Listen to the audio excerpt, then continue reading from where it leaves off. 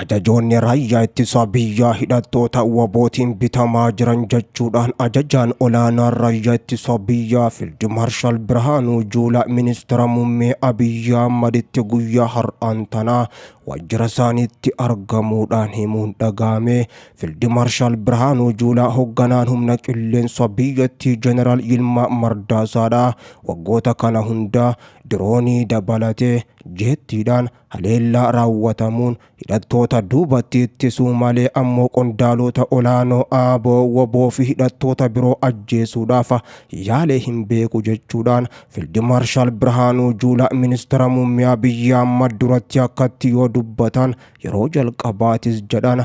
Kuni ammoo shakkiin guddaan ajajoota waraanaa biyyattii gidduutti mul'achuu isaatis jedhamaa kan jiru. Fiild Maarshaalichi diroonii Baarektar TB2 dabalatee diroonii Muhaajir 6 akkasuma diroonii Wingiloongi Chaayinaarraa hunduma galchuudhaan hidhattoota biyyarraa ittisuu hin dandeenye. Qondaaltonni olaanoon hidhattoota diroonii kanaan ajjeefamuu miti guyyaa tokkoofis ammoo hin reebamne jechuudhaan komii guddaa dhageessisuudhaan humna qilleensaa irratti jijjiiramni akka barbaachisu Abiyyi gaafachuun dhagahamee jira. Fiild Maarshaal Birhaanuu Juulaadha. Gama biraatiin ammoo Fiild Maarshaal Birhaanuu Juulaa ajajaa waraana bahaa Jeneraal Muhammad Tasammaa fi ajajaa waraana jiddu galeessaa Jeneraal Zawduu Balaay jeneraalota ajajoota olaanoo waraanaa biyyattiirraa shakkii akka qabanii fi sababbiin ammoo dhumaatiidhaa fi booji'amuu raayyaa ittisa keenyaa ammoo kan jiddu galeessaa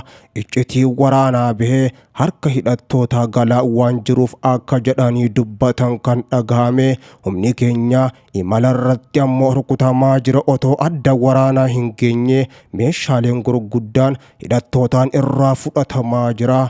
Kuni ammoo booda deebi'ee kan nu rukututa meeshaaleen gurguddaan kun jechuudhaan Birhaanuu Juulaa obsa yeroo dheeraa booda ammoo arra ifa baasanii daldalli meeshaalee waraanaa bitamuun jeneraalota hanga hin dhaabbannetti hidhattoota injifachuun hin danda'amu jechuudhaan waajjira ministeera muummee Abiyyi Ahmaditti argamuudhaan bifa kana fakkaatuun Fiild Maarshaal Birhaanuu Juulaa akka dubbatan qondaalli olaanaa mootummaa federaalaa tokko himanii jiru. Kanaan dura ammoo dhimma kanarratti xiinxalaan siyaasaa obbo Jawaar Muhammad yeroo tokko ajajoonni olaanoo raayyaa ittisa biyyattiidha daldala meeshaa waraanaa gaggeessaa jiran jechuun gadi hamma gubbaatti hidhattootaaf warri meeshaa dhiheessu isaanii jedhanii kan dubbatan. Arra dubbiin kun ammoo Fiild Maarshaal Birhaanuu Juulaa afaan taa'uu hin dandeenye.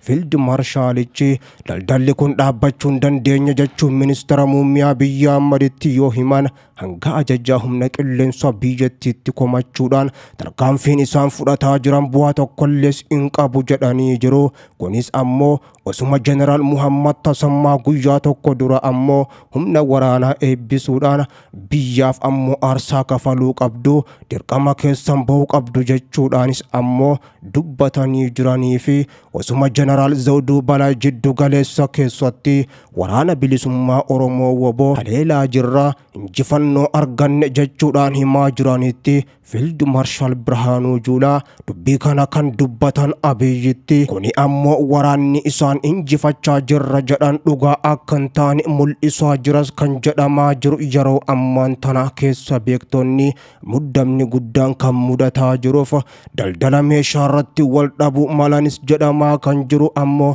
kana gabbaasuun Fiild Maarshaalichi warroota ammoo bakka buufamuu qaban ministeera muummee Abiyyi Ahmadiif dhiyeessanis dubbii Fiild Maarshaalicha kana ministeerri muummee Abiyyi Ahmad guddoo nahuudhaan kana mara callisuun hin turre jechuudhaan ammoo yeroonsaa barfatee jira. Halli deemaa ture kanuma yoo ta'e ammoo badiinsa keenya waaqaatu oolche jechuun ministeerri muummee Abiyyi Ahmad Fiild Maarshaalichaaf deebisaa laachuudhaan ammoo dubbicha fudhatee waliin marii gaggeessee akka jirus bifa kanaan qondaalli olaanaa mootummaa tokko himaniiru. Giddu galeessa biyyattii fi lixa keessatti wal waraansi guddaa waboo fi mootummaa gidduutti gaggeeffamaa jira. Waboo fi mootummaa yeroo garagaraatti injifannoo argataa jiran ammoo himus itti fufanii jiru. Lafa giddu galeessaa godina Baashaggaraa aanota garagaraa akkasuma godina Arsii Bahaa aanaa hedduu godina lixa Wallaggaarra hanga godina Bahaa Wallaggaatti lolli guddaan meeshaalee gurguddoodhaan waboo fi mootummaa gidduutti deemaa kan jiru. Waboon injifannoowwan gurguddoo godinaalee Oromiyaa keessatti lola gaggeessaa jiru kanaan argachuu himaa. Mootummaanis gama isaatiin ammoo kan giddu galeessaa malee isa waboon godina Arsii Bahaatii fi godina lixa Wallaggaa dabalatee hanga godina Bahaa Wallaggaatti injifannoo argadhe diina koo barbadeesseen jira jedhe irratti waan jedhe qabaachuu baatus lolicha gaggeessaa jiraachuu isaa ifatti beeksisee jira. Waboon keessumaa godina Baashaggar aanaa Boosaatii fi aanaa Booraa dabalatee lafoota hedduutti humnoota raayyaa ittisa biyyattiidha ajajoota isaaniitii waliin iddoo irraa deebii hin qabnetti gaggeesseen jira jedha. Godina Arsii Bahaa aanaa Honqoloo Waabee godina lixa Wallaggaa aanaalee akka Qilxuu Karraa godina Bahaa Wallaggaa aanaa Guutoo Giddaa dabalatee meeshaalee gurguddoodhaan humna mootummaatii waliin lafoota hedduutti lola jabaa gaggeessaa jiraachuu waraanni bilisummaa Oromoo waboon kan beeksise. Godina Baashaggar aanaa Boosaatii fi aanaa Booraa keessatti tarkaanfii ilaalessaa diina koo irratti fudhadheen jira jechuu waboon kan beeksise. Godina Baashaggar aanaa Booraa gandaa Tubbeesuutii fi akkasuma aanaa Boosaata magaalaa Boolee iddoo addaa immoo Golagootaa jedhamtu irratti tarkaanfii jabdu humnoota mootummaa irratti fudhateen injifannoo boonsaa galmeessee dhibbaan kan lakkaa'aman iddoo irraa deebii hin qabnetti erguun hedduu isaanii madeessee akka jiru waboon giddu galeessaa beeksisee jira. Tarkaanfii fudhate kanaan ammoo waboon aanaa Booraa gandaa Tubbeesuutiitti ammoo waraana mootummaadhaa hedduus akka booji'e beeksisee jira. Ittuma fufuudhaan lolicha kana ammoo aanaa Boosaat magaalaa Boolee iddoo addaa Golagootaa jedhamtu keessattis tarkaanfii jabduu akka fudhate waraanni bilisummaa Oromoo waboon kan beeksise. Lolichi kaleessarraa eegaluun gaggeeffamaa akka jiruu fi arras itti fufee lolicha irratti injifannoo gonfachuusaa waboon beeksise. Kana malees waraanni bilisummaa Oromoo waboon kibba Bahaa Oromiyaatti diina maqaa sakatta'insa waboo jechuun bobbaatee uummata rakkisaa turte aanaalee adda addaa keessatti ammoo rukuteen jira kan jedhe keessumaa aanaa Honqoloo Waabee gandaa Micituu Gootaa iddoo addaa Tulluu Biyyoo jedhamtu keessatti loltoota mootummaa maafiyaa biyyaa mara tarkaanfiin jabduun irratti fudhadheen guutumattuu barbadeesseen jira kan jedhe ammoo kana keessatti ajajoonni 50 akka argaman waraanni bilisummaa Oromoo waboon beeksisee jira.